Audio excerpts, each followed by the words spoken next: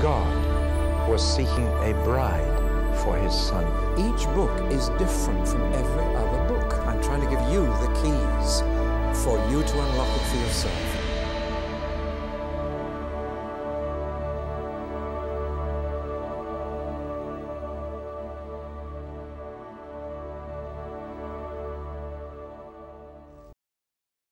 Sekarang kita sampai kepada salah satu kitab nabi-nabi besar. Disebut besar karena kitab ini jauh lebih besar daripada yang lainnya, tetapi dia adalah tokoh besar dalam sejarah Israel. Ada 3 alasan mengapa orang-orang tidak tertarik dengan kitab Yeremia. Yang pertama, kitab ini cukup menakutkan, sangat panjang. Kitab ini terdiri dari 52 pasal. Satu-satunya kitab yang lebih panjang Yesaya, 66 pasal. Yeskel lebih pendek dengan 48 pasal. Urutan kitab-kitab nabi besar sesuai dengan masa dan panjang kitabnya. Jadi Yesaya adalah yang pertama dan yang paling besar, lalu Yeremia berada di tengah, dan Yeskiel yang terpendek tapi masih cukup panjang. Dan menurut legenda, Yeremia mengunjungi Irlandia Selatan dan mencium batu Blarney. Seakan-akan dia fasih bicara dengan cara itu. Tapi dia adalah nabi yang produktif. Dia terus-menerus berbicara dalam kurun waktu yang lama. Jadi kita mendapatkan sangat banyak nubuat. Dan hal ini membawa kita kepada kesulitan kedua. Kesulitan pertama, ada sangat banyak nubuat. Khotbah selama 40 tahun dimuat dalam sebuah buku. Kesulitan kedua adalah tulisannya tidak berurutan. Tidak berurutan secara kronologis maupun secara topik. Khotbah itu disatukan begitu saja, seakan-akan dimasukkan ke sebuah kotak. Lalu dituliskan, ini satu bagian dari serangkaian nubuatan. Kita punya semua hal penting yang dia katakan dan yang dia lakukan. Dan karena dia berkhotbah selama 40 tahun, sikapnya jadi berubah seiring berubahnya situasi, dan sebagian orang senang menemukan kontradiksi di dalam dirinya. Contohnya, pada tahun-tahun pertamanya dia benar-benar menentang Babel. Dia menyebut Babel sesuatu yang mengerikan. Tetapi di tahun-tahun belakangan, dia menyarankan orang-orang untuk tunduk kepada Babel. Dan bahwa hal itu baik untuk mereka. Itulah salah satu sebabnya dia disebut pengkhianat politik. Alasan ketiga mengapa orang-orang tidak menganggap Yeremia sebagai kitab favorit mereka di Alkitab, karena kitab ini muram. Kitab itu menakutkan, sulit, muram.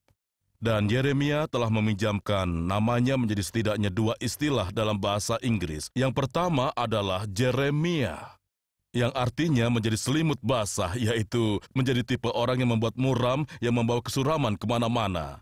Satu kata lagi yang berkaitan dengannya, jarang digunakan tapi sering digunakan oleh para pujangga, adalah Jeremiat. Jeremiat artinya adalah syair yang memilukan, lagu pemakaman. Jadi, Yeremia yang malang diberitakan dengan buruk.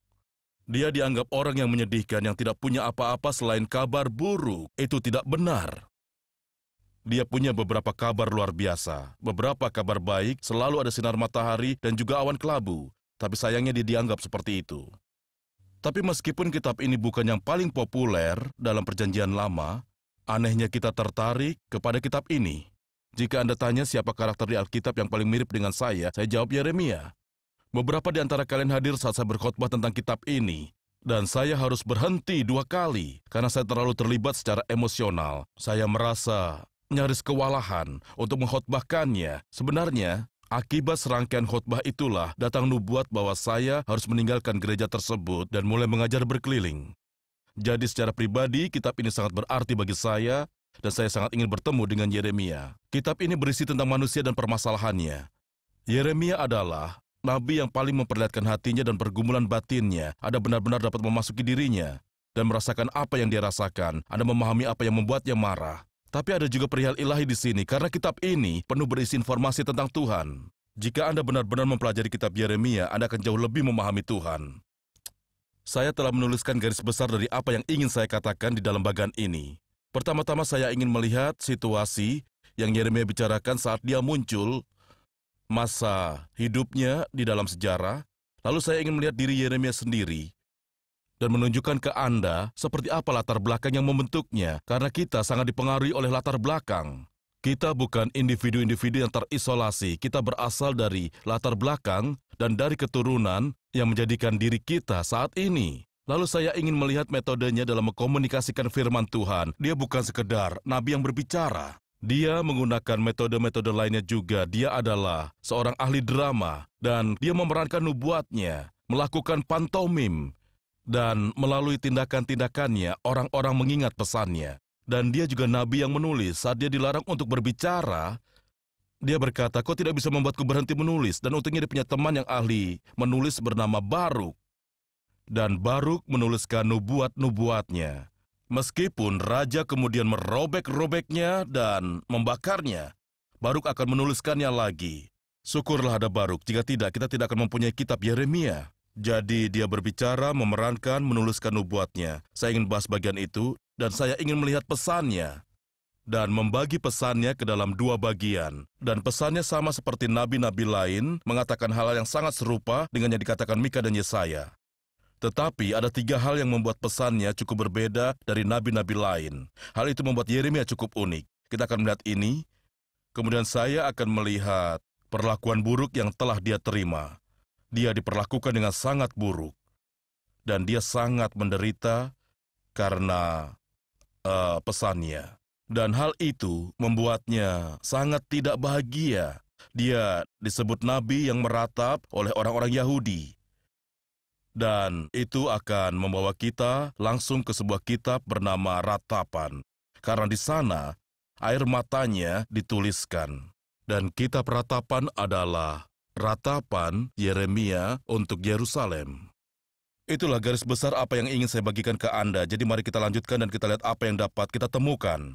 Masanya saat itu tahun ke-7 sebelum Masehi, nyaris di penghujung kehidupan, 2 suku di selatan, 10 suku di utara telah pergi. Bangsa Asyur telah membawa mereka, hanya 2 suku kecil dari umat Tuhan yang tertinggal di sekitar Yerusalem. Yesaya sudah mati, Mika sudah mati. Dan Yeremia adalah nabi terakhir yang berbicara kepada bangsa Israel dan berkata, bahkan sekarang pun belum terlambat untuk menghentikan bencana yang akan datang ini. Tetapi jika engkau tidak berubah, bencana itu pasti akan datang.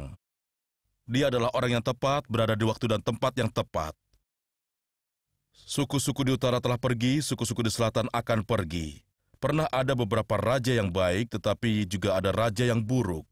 Kemudian dia mengalami cukup banyak pergantian raja semasa hidupnya, karena saat rajanya buruk, mereka menggantinya dengan lebih cepat.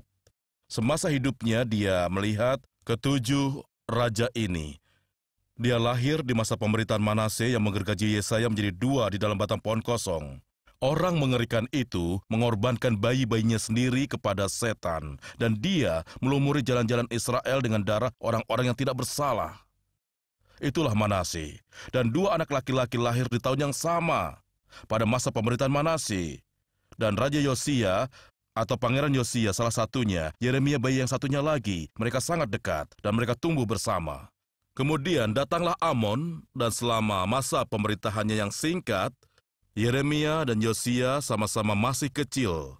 Kemudian di usia ke-8, Yosia mendapatkan dirinya bertakhta. Yosia adalah anak yang baik. Dan dialah yang membersihkan bait Allah dan menemukan kitab ulangan di dalam lemari tua berdebu. Dialah yang menyadari bahwa kutuk Tuhan telah menimpa negeri itu dan orang-orangnya. Dia coba lakukan reformasi, tetapi dia gagal. Yeremia, kawan seangkatannya, tetapi Yeremia diam.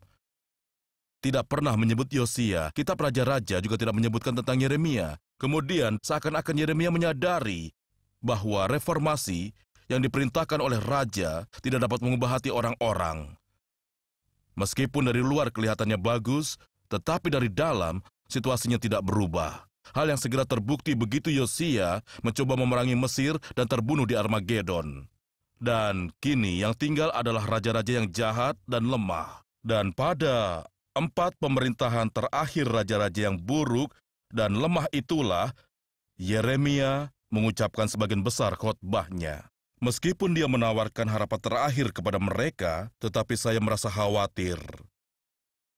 Kebanyakan nubuatnya berbicara tentang Yosia terlalu kecil, sudah terlambat.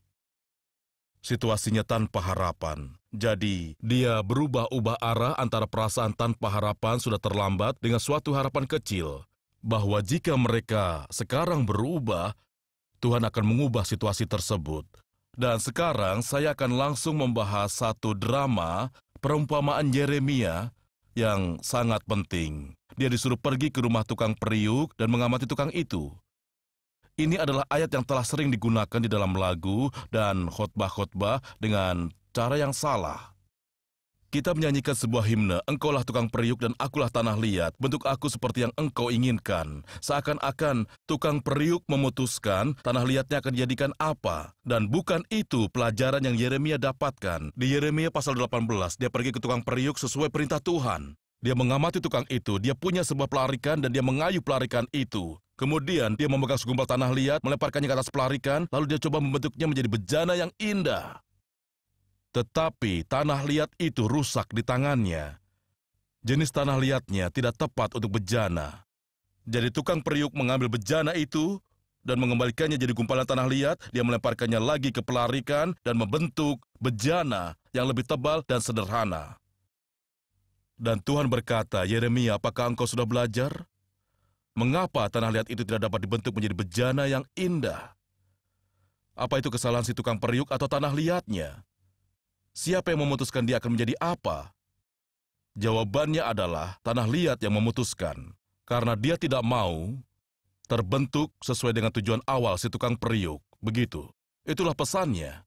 Dan pesan itu berlawanan dengan gambaran bahwa Tuhan sebagai tukang periuk yang mengambil tanah liat dan menjadikannya apapun yang dia inginkan. Jauh daripada itu. Tuhanlah tukang periuk yang ingin menjadikan tanah liat itu bejana yang indah. Tetapi tanah liat itu tidak mau merespon. Jadi akhirnya dia membuat bentuk yang buruk, kemudian Tuhan berkata, hei Yeremia, bahkan pada tahap seperti sekarang ini, jika umatku bertobat dan berubah, maka aku dapat menjadikan mereka bejana yang indah, yang akan diisi dengan belas kasihku. Tetapi karena mereka tidak mau berubah, maka aku akan jadikan mereka bejana yang kasar yang dipenuhi oleh penghakimanku. Dan kita pun mendapatkan pernyataan yang luar biasa ini. Tuhan berkata, jika mereka bertobat, aku pun akan bertobat. Tuhan tidak bertobat atas dosa, karena dia tidak berdosa. Tetapi dia akan berubah pikiran tentang rencananya. Dan dia mengatakan, jika mereka berubah, maka aku akan berubah.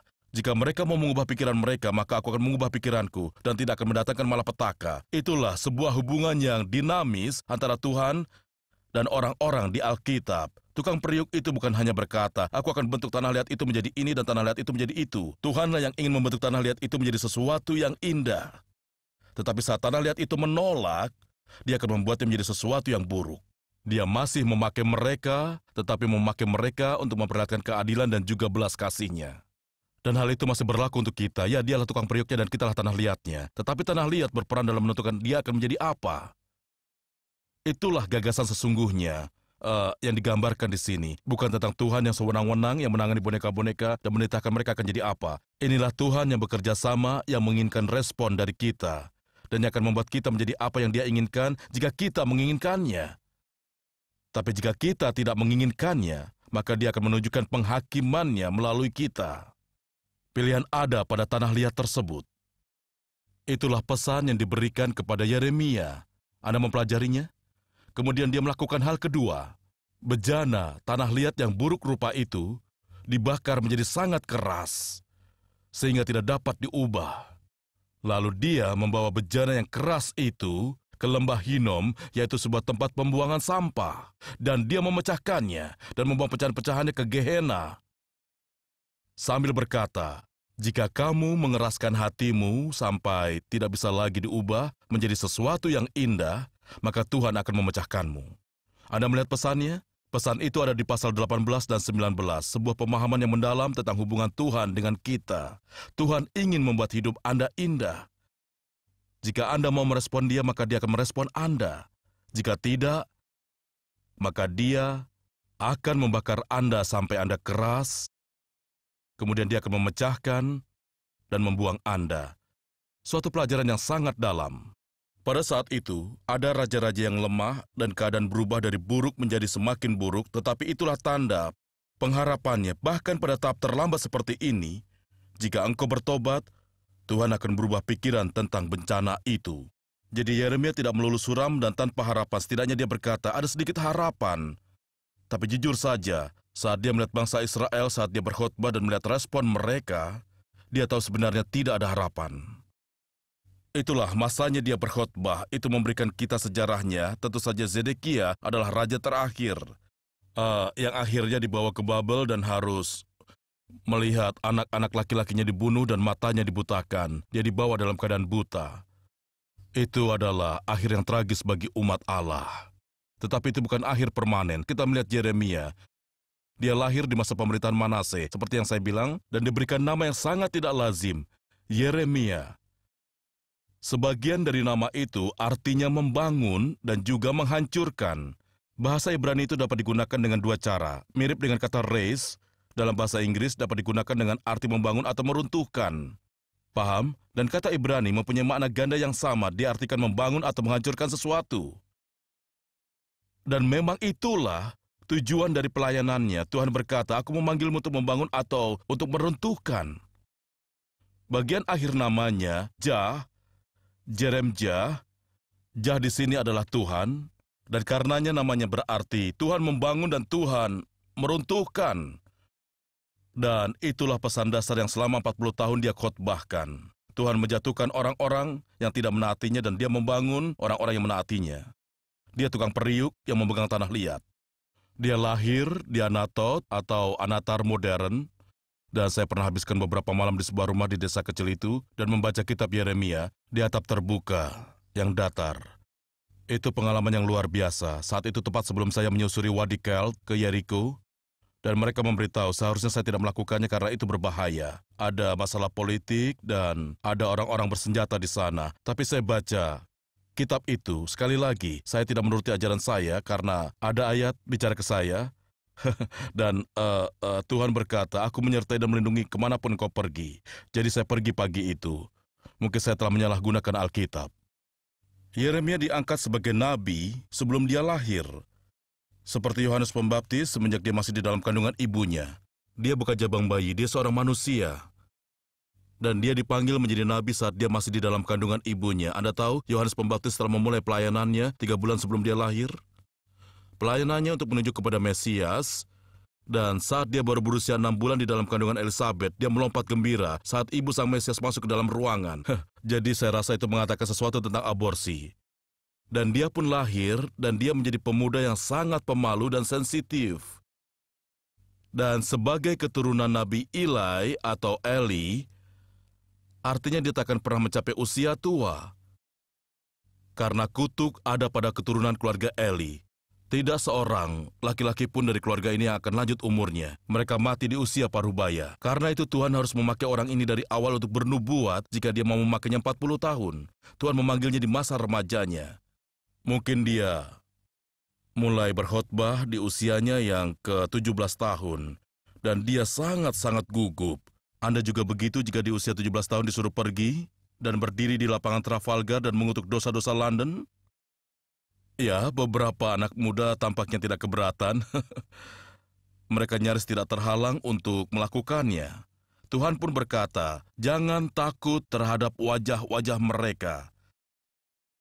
Saat seorang pengkhotbah merasa takut, dia melihat ke langit-langit dan menutup matanya. Tapi seorang pengkhotbah sejati harus melihat wajah orang-orang. Jangan takut terhadap wajah-wajah mereka. Apa Anda mengenal pengkhotbah yang berkhotbah kejam dinding? Tetapi kamu tataplah mereka. Jangan takut terhadap wajah mereka. Tuhan berkata, akan kubodahimu seperti kuningan, agar tidak satu pun tatapan mereka yang akan membunuh atau membuatmu takut. Itu adalah panggilan yang sangat nyata. Nantinya dia harus keluar dari rumahnya karena keluarganya hendak membunuhnya. Dia pindah ke kota besar di Yerusalem 5 km jauhnya. Dia seorang pecinta alam. Saya tidak akan pernah melupakan satu hari di bis saat itu kami pergi ke Kaisaria. Dan langit menghitam oleh bangau. Saya tidak pernah melihat begitu banyak bangau seumur hidup saya, tetapi mereka berimigrasi melewati Israel dari Eropa ke Afrika. Dan langit dipenuhi dengan barisan bangau. Mereka tahu sudah waktunya pindah ke selatan dan mereka sedang dalam perjalanan. Hal ini muncul di Yeremia pasal 8. Burung ranggung mengetahui musimnya untuk pindah, tetapi umatku tidak tahu. Yeremia seorang pecinta alam, dia terus menggunakan alam untuk menggambarkan berbagai hal, terutama burung. Saya rasa dia ahli ornitologi. Dia bernubuat selama 40 tahun. Bersama-sama dengan Habakuk, Sefanya, Yeskiel dan akhirnya Daniel. Semuanya rekan seangkatan. Saat bangsa Babel datang, karena dia telah menasihati bangsanya untuk tidak melawan bangsa Babel, tapi untuk pergi bersama mereka dan menyerahkan diri, bangsa Babel menganggapnya baik, dan bangsa Israel membencinya. Itu sebuah kebijakan peredaman. Biasanya orang-orang tidak menyukainya. Jadi saat bangsa Babel datang, mereka berkata, "Yeremia, kami akan memberimu pilihan. Kau bisa pergi ke Babel bersama bangsamu atau kau bisa tetap di sini." Pilihan yang sulit, tetapi menunjukkan keterkucilannya. Karena dia tidak menyukai orang Babel dan bangsanya sendiri tidak menyukainya. Sebenarnya akhirnya dia pergi ke Mesir. Beberapa orang Yahudi menculiknya dan membawanya jauh ke Sungai Nil, ke Pulau Elefantin. Saat itu tabut perjanjian sudah diambil, dan saat ini tabut itu mungkin ada di Ethiopia, tapi selama beberapa saat tabut itu ada di Pulau Elefantin, di atas Sungai Nil, dan di sanalah Yeremia mati. Sebuah kisah yang sedih. Sekarang mari kita lihat metodenya. Dia seorang pembicara dan dia kebanyakan berbicara dalam bentuk puisi. Saya harap Anda mempunyai Alkitab yang membedakan antara puisi dengan prosa. Karena itu sangat penting. Pada puisi, kalimat-kalimatnya pendek dan banyak jeda pada halaman, tetapi prosa lebih seperti kolom surat kabar, kalimat-kalimat memenuhi halamannya. Saat Tuhan berbicara dalam bentuk prosa, dia mengkomunikasikan pemikiran-pemikiran dari benaknya ke dalam benak Anda. Tapi saat Tuhan berbicara dalam puisi, dia mengkomunikasikan hatinya ke dalam hati Anda. Karena puisi adalah bahasa perasaan. Puisi adalah bahasa hati. Dan kebanyakan nubuat Yeremia berbentuk puisi, tetapi saat dia beralih ke bentuk prosa, dia berbicara pemikiran. Jadi saat Anda membaca Alkitab dan melihat bentuk puisi, maka tanyakan ke diri sendiri, apa yang Tuhan rasakan di sini? Saat Anda membaca prosa, apa yang Tuhan pikirkan? Sayangnya, terlalu banyak orang yang memperlakukan Alkitab murni sebagai sumber untuk memahami pemikiran-pemikiran Tuhan, sebagai sesuatu yang murni intelektual. Tetapi Alkitab adalah buku yang sangat emosional. Bahkan terjemahan terbaik dari bahasa Ibrani ke dalam bahasa Inggris mengkomunikasikan emosi dalam bahasa Ibrani yang seperti bahasa Walsh merupakan bahasa yang sangat emosional. Terjemahan terbaik yang diakui oleh para ahli adalah The Living Bible. Itu adalah terjemahan paling akurat untuk perasaan-perasaan Tuhan. Tidak selalu merupakan terjemahan paling akurat untuk pemikiran-pemikiran Tuhan atau prosanya, tetapi yang paling akurat mengkomunikasikan perasaan Tuhan. Itu sebabnya saat kita baca Alkitab keras-keras, kita pakai terjemahan The Living Bible. Terjemahan itu menyentuh hati dan kepala orang-orang. Jadi kita perlu tahu bahwa Tuhan juga mempunyai perasaan. Yeremia adalah seorang pembicara, tetapi dalam bentuk puisi yang membuatnya lebih mudah untuk diingat. Bentuk itulah yang paling dapat mengkomunikasikan perasaan Tuhan. Itulah perasaanku, kata Tuhan. Dan dia merasakan kekecewaan seorang tukang periuk saat tanah liat tidak dapat menjadi bejana yang indah. Kekecewaan itu terpancar, duka cita Tuhan. Saat dia berharap membuat Israel menjadi begitu indah. Aktingnya benar-benar luar biasa. Anda dapat menyebutnya teater jalanan. Tetapi ini adalah nubuat. Maksud saya, Yeremia pergi dan menguburkan pakaian dalam tua yang kotor. Untuk apa kau kubur pakaian dalam yang sudah lapuk? Katanya ke mereka, pakaian usang yang kamu kenakan yang tidak dapat dilihat oleh orang lain. Dan aku menguburkannya. Kemudian dia memikul sebuah kuk. Dia berjalan berkeliling kota sambil memikul kuk yang biasa dipakai oleh lembu. Yesaya juga melakukan hal yang sama. Dia berlari telanjang di jalan-jalan Yerusalem dan berkata, Tuhan akan menelanjangimu. Saya sangat senang Tuhan tak pernah mengulanginya. Dan saat semua orang di Yerusalem mencoba menjual tanah mereka, karena mereka tahu saat bangsa Babel datang, maka semua itu tidak akan ada harganya. Yeremia malah membeli ladang seperti yang dilakukan para pebisnis cerdik, seperti ayah Presiden Kennedy melakukannya saat pasar saham sedang jatuh, dia membeli. Itulah yang dilakukan bankir Yahudi bernama Baron Rothschild. Beberapa orang cukup berani untuk tahu kapan saat yang tepat untuk membeli. Saat semua orang sedang menjual, itulah yang terjadi di Yerusalem. Dia lalu pergi dan membeli ladang dari kerabatnya yang sangat ingin menjual ladang itu. Kerabatnya itu berkata, jangan beli ladang itu, tak akan ada harganya lagi. Yeremia berkata, tidak, inilah investasiku untuk masa depan. Karena mereka akan kembali dari Babel. Tuhan telah memberitahuku, jadi aku menanamkan investasi. Seperti itulah dia berlaku. Saya mengingat satu keluarga Arab di Israel Utara. Saat Perang tahun 1948, semua orang Arab menjual tanah mereka dan menarik uang mereka dari bank-bank Yahudi, lalu melarikan diri. Orang itu pergi dan menaruh seluruh uangnya di bank Yahudi, karena dia berkata bahwa Tuhan memberikan tanahnya ke bangsa itu, dan dia ingin uangnya aman. Dan orang Arab itu, dia mempunyai 5 anak laki-laki, semuanya pengabar Injil. Dan dia bertaruh sesuai dengan imannya. Dan itulah yang dilakukan Yeremia. Dia menyembunyikan batu, lalu dia membuang kitab-kitab ke sungai Efrat. Dia juga membawa buli-buli di kepalanya dan berkeliling kota. Itu pekerjaan wanita. Dan dia membuat orang sangat terkejut. Dia adalah seorang pembicara dan aktor dan penulis. Dan tulisannya telah diturunkan kepada kita setelah beribu-ribu tahun. Baruk adalah salah seorang pemain yang tidak menonjol di dalam kerajaan Allah. Yang bisa dikatakan takkan pernah melakukan hal besar sendirian. Tetapi yang membuat orang lain dapat mendengar firman Tuhan. Tuhan memberi ganjaran lebih besar untuk mereka yang bekerja diam-diam daripada yang bekerja di muka umum. Seperti itulah cara Tuhan bekerja. Dan inilah yang dikatakan Yeremia kepada Baruk. Jangan mencari hal-hal yang besar bagimu sendiri. Baruk memang tidak mencarinya, puas hanya dengan menuliskan dan menyebarkan apa yang dikatakan Yeremia. Namun tanpanya, kata-kata Yeremia akan hilang. Luar biasa, bukan? Izinkan saya memberi contoh. Bersyukur kepada Tuhan untuk Anchor Recordings yang dengan setia menyebarkan firman Tuhan. Mereka itu bekerja di balik layar. Orang-orang yang mengoperasikan mesin pagi ini bekerja tanpa terlihat. Tapi mereka membuat firman Tuhan dapat mencapai sangat banyak orang. Tuhan melihat apa yang tersembunyi akan memberkati secara terbuka. Sekarang mari kita lihat pesannya. Banyak pesan Yeremia yang sama dengan nabi-nabi lainnya. Bahkan jika Anda baca kitab nabi-nabi satu demi satu, Anda akan bosan. Semuanya kisah yang sama, penyembahan berhala, amoralitas, ketidakadilan, kemunduran yang sama. Mereka semua melihat hal yang sama. Dan melihat rusaknya suatu bangsa yang terdiri dari 2 suku kecil yang tersisa dari umat Tuhan ini. Kemudian mereka melihat Yerusalem dipenuhi kekerasan, sehingga anak-anak bahkan tidak bisa bermain di jalanan dan orang-orang tua tidak berani keluar. Dan itu adalah beban yang sama. Kita melihat 4 penekanan, 4 arah utama dalam pesannya yang kita temukan pada seluruh kitab nabi-nabi. Hal yang itu saja. Saya yakin beberapa orang berkata, apa yang baru? Kita sudah pernah dengar ini. Si pengkhotbah tua telah mengatakannya beberapa tahun lalu. Dan kata Yeremia, kamu tidak mendengarkannya. Menarik sekali bahwa sesuatu yang dikatakan Mika telah menyelamatkan hidup Yeremia. Anda harus membaca kisahnya untuk tahu kejadiannya. Tapi dia mengatakan hal yang sama. Dan saat Yeremia akan dibunuh, seseorang berkata, ingatlah Mika telah mengatakan ini beberapa tahun lalu. Kita harus mendengarkannya. Itulah yang menyelamatkan nyawa Yeremia. Ya, inilah keempat penekanannya. Yang pertama, bangsa ini telah murtad. Mereka benar-benar telah rusak. Penyembahan berhala dan amoralitas adalah 2 hal yang utama.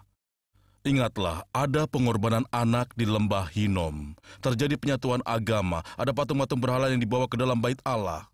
Dan Tuhan pernah berkata, jangan membuat patung-patung berhala.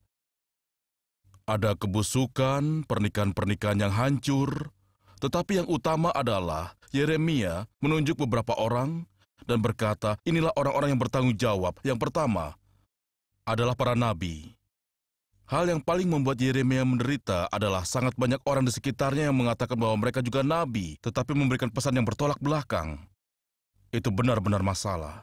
Dan di pasal 23, dia benar-benar mengecam nabi-nabi palsu itu. Dia berkata, engkau tidak pernah hadir di dalam Dewan Musyawarah Tuhan dan mendengarkan apa yang Tuhan katakan. Kau mencontek pesan satu sama lain.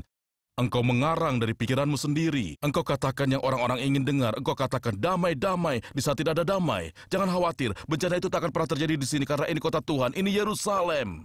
Dia berkata, berani-beraninya engkau menempatkan rasa amanmu pada bangunan bait Allah ini. Engkau mengubahnya menjadi sarang penyamun. Itu terdengar akrab? Dan Yeremia berkata, jangan berpikir karena kalian adalah umat Tuhan maka kalian tak akan dihakimi. Ada versi modern dari kalimat itu.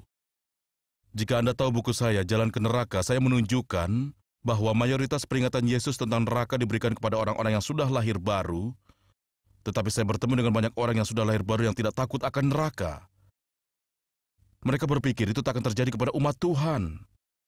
Itulah yang harus dihadapi oleh Yeremia. Itu tak mungkin terjadi kepada kita umat Tuhan. Penghakiman dapat terjadi kepada orang lain, tetapi tidak kepada kita. Paulus mengingatkan orang-orang yang telah lahir baru bahwa kita akan berdiri di hadapan kursi penghakiman Kristus. Kita dibenarkan oleh iman, tetapi kita dihakimi oleh perbuatan kita. Jadi Yeremia berkata bahwa nabi-nabi palsu itu bertanggung jawab. Dia berkata bahwa para imam bertanggung jawab karena mereka sebenarnya mendukung perayaan-perayaan antar muka.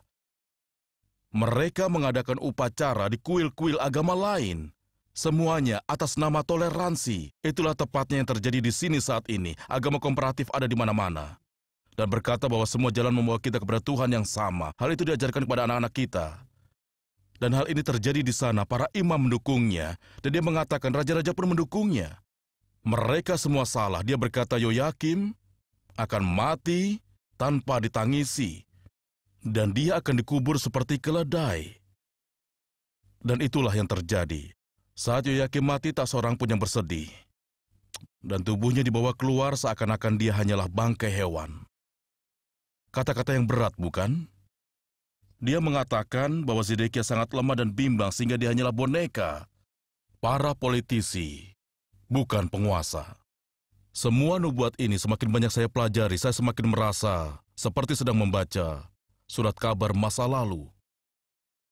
Dan kita sangat membutuhkan pesan profetik dari Tuhan ini di negeri kita. Itulah bangsa yang murtad. Dipenuhi metafora seksual, beberapa di antaranya cukup vulgar, karena dia memandang kemurtatan orang-orang sebagai istri yang berzina dan tidak setia, yang mengejar allah-allah lain seakan-akan itu laki-laki lain. Itulah inti sesungguhnya dari keluhannya. Hosea yang pertama menggunakan metafora itu, tetapi Yeremia juga menggunakannya. Dia berkata, engkau mempelai Allah, engkau istri Tuhan. Dan sekarang engkau mengejar allah-allah lain, engkau tidak lebih baik daripada istri yang berzina. Itu metafora sangat jelas. Bagaimana perasaan Tuhan? Katanya, saat dia mempunyai istri yang tidak setia. Jika Anda pernah mengalami pengalaman sedih itu, maka Anda akan tahu bagaimana perasaan Tuhan. Salah satu hal paling mengerikan yang dia katakan ke mereka adalah, kamu sampai kepada tahap saat kamu tidak lagi bisa merasa malu. Kamu tidak lagi mempunyai rasa malu. Hal itu bahkan tidak membuatmu terganggu. Baik, di satu titik Tuhan mengatakan, aku menceraikan ke-10 suku tersebut. Apakah kamu mau aku menceraikan kedua suku ini juga? Karena itulah yang layak didapatkan oleh istri yang tidak setia. Penekanan kedua pada pesan Yeremia sama seperti nabi-nabi lainnya, yaitu bencana yang akan segera datang. Dia berkata Tuhan akan menepati janjinya kepadamu. Hukuman. Saat Tuhan berjanji kepada Israel, dia membuat 2 macam janji. Aku akan memberkatimu jika kau taat, aku mengutukmu jika kau tidak taat. Dan saat Tuhan menghukum, dia sedang menepati janjinya. Itulah kesetiaannya. Kebanyakan orang berpikir bahwa kesetiaan Tuhan adalah terus melakukan hal yang baik untuk kita, tetapi tidak. Kesetiaannya sama-sama terlihat dalam penghukuman maupun dalam pengampunan. Musa bernyanyi bahwa Tuhan setia dan tidak pernah berbuat ketidakadilan. Jadi Tuhan menepati janjinya dan dia akan mengutuk mereka. Yeremia mengatakannya dengan spesifik, dia berkata bahaya akan datang dari utara. Dan tidak akan datang dari Asyur yang membawa pergi 10 suku tersebut. Bahaya akan datang dari Babel. Tapi mereka tetap akan menyerang dari utara. Dan bahaya akan segera datang. Dia mendapatkan penglihatan tentang sebuah pohon badam yang mekar. Tanda datangnya musim semi, pohon badam mekar dengan sangat cepat. Katanya hal itu akan terjadi secepat itu dan tiba-tiba engkau akan melihat bangsa Babel datang. Baik, tema berikutnya adalah pemulihan besar. Di balik keadaan yang suram dan tanpa harapan ini, dia melihat sebuah bangsa yang dipulihkan. Dan di atas segalanya, bahwa mereka akan mempunyai perjanjian baru dengan Tuhan. Bahwa perjanjian yang lama dengan Musa tidak berhasil. Dia menyadari apa sebabnya, karena perintah itu dituliskan di luar, bukan di dalam diri mereka. Itu harus dituliskan di atas batu. Perintah itu harus ditulis di dalam hati. Jadi di pasal 31 ada prediksi paling indah dalam perjanjian lama. Akan datang hari-hari saat aku akan membuat perjanjian baru dengan Israel dan Yehuda. Itu perjanjian Yahudi. Dan akan menjadi perjanjian baru yang dasarnya adalah fakta bahwa aku akan menuliskan hukum-hukumku di dalam hati mereka.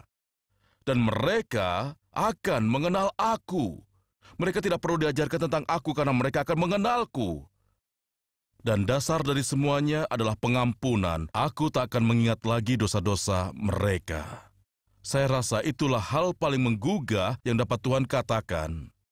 Dan karena kita tidak bisa melupakan dosa-dosa kita, dosa-dosa itu terus ada, tidak pernah memaafkan diri sendiri karena kita tidak bisa melupakannya. Tetapi saat Tuhan mengampuni Anda, Dia melupakannya. Dia memegang kendali total atas ingatannya dan atas apa yang Dia lupakan.